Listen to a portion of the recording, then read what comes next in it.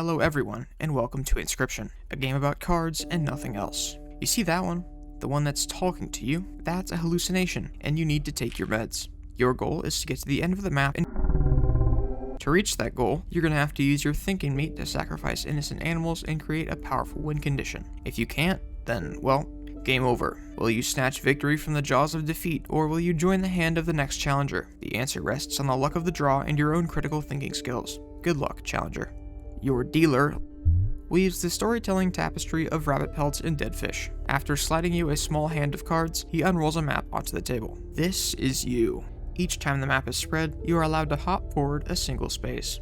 While the path is straightforward at first, it will quickly branch off into multiple routes, giving you lots of choice as to how exactly you want to structure your midnight hike through the wilderness. Because you have nothing to gain from battles, it's all about putting off confrontation. The longer you stall, the stronger you can make your gang. Unfortunately, combat is inevitable. No pacifist runs in this game. Those forest creatures run on blood. When you enter combat, the map is stowed, the field is revealed, and the scales are drawn. You start with 4 cards, 1 squirrel and 3 creatures from your deck. At the beginning of your turn, you must draw a creature or a squirrel, the latter of which is a free-to-place creature with 0 attack power. There are no traditional health points for the players. Rather, each point of damage is added as a weight to these scales. At the end of your turn, your cards strike the opponent or the defending card in their lane, which either damages the defender or adds a tooth on the dealer's side of the scale for each point of damage they have taken. The first person to tilt their scales completely towards their opponent wins the right to continue breathing. Justice may be blind, but she can't do squat against a bunch of fucking sharks. No matter how well you play up to the incident, it all comes down to how you prepare and plan ahead for those falling guillotine scenarios.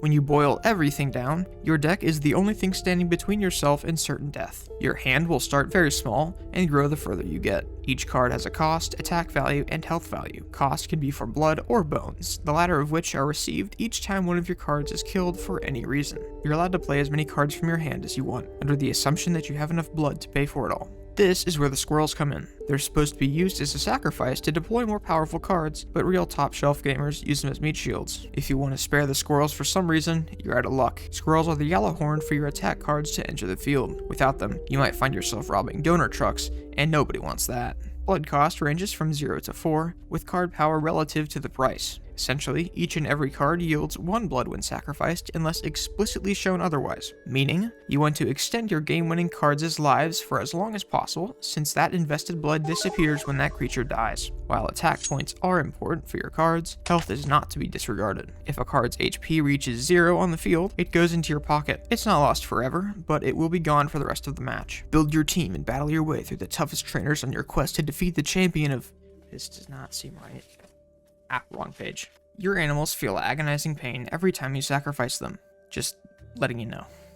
Besides their basic stats, cards can also have sigils inscribed onto them, either organically or through more artificial means. These modifiers can introduce some wacky, crazy quirks to your games, like sacrifice immortality, rice and force feeding, or the ability to make your cards cross-eyed. While they're okay by themselves, sigils can also be grouped onto a single card to create some absolutely ridiculous combinations. With proper planning, these giga-buffed sigil cards can just straight up win the game with 0 opposition like you're playing an auto-battler. Cards aren't all made the same. Legendary cards are powerful radiant creatures with unique properties found nowhere else in the game. You obtain these by emerging victorious from boss battles. You will be given a choice to choose 1 out of 3. With legendary cards, creatures will wield powers like evolution or a pitchfork attack. If you don't especially fancy the card itself, fear not. You can rip that special sigil off of it and smack it onto another. You monster. Between battles, you're going to be forging your way across the map, interacting with local merchants in the odd band of lost hikers. Each node on the map has an icon that represents it. The question mark is very simple. It will let you choose a single pick of 3 random cards to help grow your creature deck. Pick one and be on your way. Quickly. The bonfire is a marker for a group of starving forest vagrants who will allow you to strengthen your cards by resting them near the fire. If you're down for a game of starvation chicken, you can let them rest longer and strengthen them even further. Don't wait too long though, since the longer you wait, the higher the chances for the neurotic forest dwellers to pounce upon your resting card, devouring it before your very eyes. You can place any card down and the result will be the same. They will eat anything you feed them. Anything. The magic rocks ask you to sacrifice a card. In return, the sigils on the now dead card will be grafted onto another one of your creatures. You can stack up to 4 sigils on one card, but creatures with more than 2 sigils on them or ones that have already been modified won't show up at all. This serves as a great way to filter garbage out of your deck and simultaneously strengthen your favorite cards. The bear trap icon represents the trapper, who will trade you pelts for that prime apocalypse currency, human teeth. You gain these teeth from dealing overkill damage to the dealer after winning a match. The kind pelt dealer will give you 1 for free and will give you the choice to purchase more. If you don't want anything, you're also free to just move on. However, there's a catch. The pelts you buy will go into your deck as creatures. Buy too many cheap pelts and you could end up drawing only pelts to start a turn. And yes, that has exactly the outcome you think it will. These can be played and sacrificed as normal creatures without cost, but you want to keep them in pristine condition for whenever you discover the trader, another person further down the trail who trades your existing and more importantly intact pelts for cards of similar value. Expensive pelts equal better cards. This bag icon allows you to choose items at random until you've reached the limit of what you can carry. If you're full, a friendly rat will bestow a pack rat upon your person. God bless you, sir. Okay, that's cool and all, but what exactly are items? Well, it's probably best to think of them like government bailouts. Say you pull off a once-in-a-century misplay and find yourself staring down the barrel of a cannon. Before you succumb to the consequences of your actions, you can cast a lifeline and call upon the assistance of items in your possession. Your safest choice is probably the card in a bottle, which should only be broken in case of emergency. When you do, the game adds that card directly to your hand and allows you to play it immediately. Now you know how it feels to be part of the US banking system. Wield the pliers and knife to, weight the scale in your favor, adding 1 and 4 points respectively. Hardcore, man. Did you get outplayed by the computer? Make a blunder? Well, I have one simple trick that every card gamer hates. It starts with an S and ends with mitosis. Ye Olden Fishhook is an item you will start the game with later on, allowing you to steal one of an opponent's card by pulling it into the opposing open space on your side of the board. Green Blob. He's a great aesthetic choice and really fits in with the room. He's great at conversation too.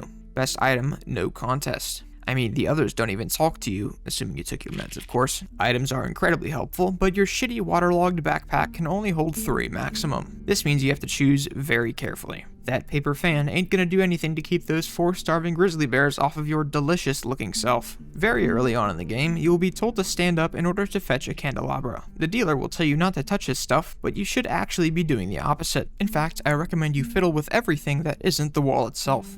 This introduces you to the very cool, very small 3D puzzle exploration aspect of Inscryption. There are a few puzzles set up in the cabin that will unlock helpful bonuses. These will help you through the story mode battles and persist across multiple attempts. The game points you towards solutions to the puzzles as you play through the campaign, but you're able to brute force it without the items if you so desire. I'll leave this section as spoiler free as I can because it's really fun to solve them yourself. If you're lost, a good place to start your raid is in a sock drawer. Just be careful. You never know what you could find in there. Definitely not skincare products, I'll tell you that much. Unless you're an ascended card-wielding gaming god, you're eventually going to have your final candle snuffed. When this happens, prepare yourself, because the dealer will actually give you a very relaxing shoulder massage, which is so comforting that you fall asleep on the spot. While you're KO'd, he drags you to the punishment closet, like that one from Matilda that gave me horrific nightmares as a child. Before he hits you with the old yeller, he requests a memento. He grabs cards randomly from your deck that you must choose the cost, health, and attack from. These handcrafted cards can show up in future games and are intended to make victory over the dealer easier to pull off for those less adept at card gaming.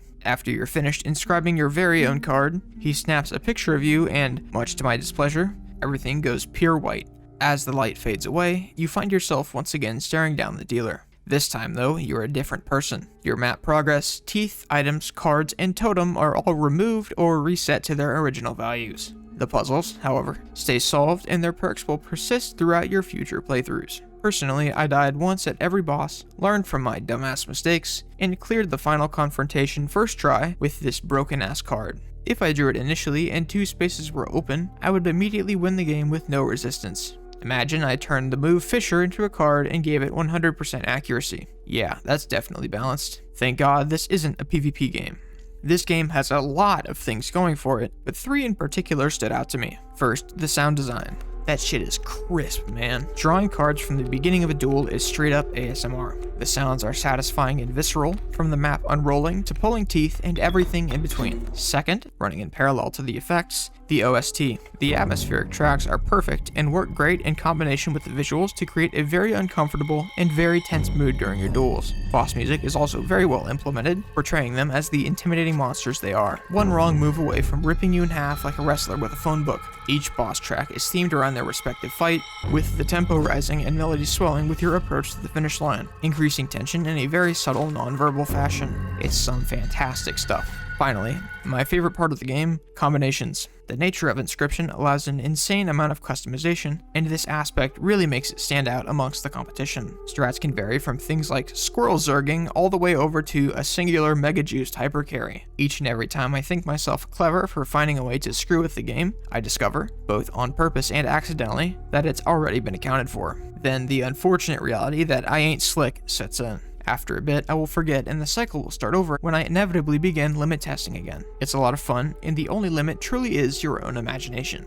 I only have a few problems with the game. To begin, I feel like the cabin puzzles could be emphasized more than they are. If you haven't solved something like the safe puzzle, the dealer might get up and leave the room for a moment, forcing you to explore in order to progress. I think the only reason that I was able to clear the act so fast is because I was curious. I poked and prodded at literally everything in the room until there was nothing left untouched. If people aren't as interested in the random garbage as I was, they could have a much tougher time clearing story mode. Regardless, I do think it's cool that you can play through the entire act without solving the puzzles. It's rewarding for those who are curious. The other gripe I have is with the insane volume spikes. Every time I think I've found a good balance, the game goes on to destroy my eardrums only minutes later. This happened like 3 separate times, and it really took me out of the game in a bad way. This could have just been a problem with my computer, but I figured I would mention it nonetheless. Still, I know a game is great when I love the audio design so much that I'm willing to go deaf for it. Casey's mod is the infinite endgame of Inscryption, unlocked after completing the story mode. This post-credits expansion adds new map nodes, starting decks, challenges, and cards, with more getting unlocked as you progress through the challenge list. In order to be completed, you need to defeat the final boss with enough challenges activated to reach the required point threshold.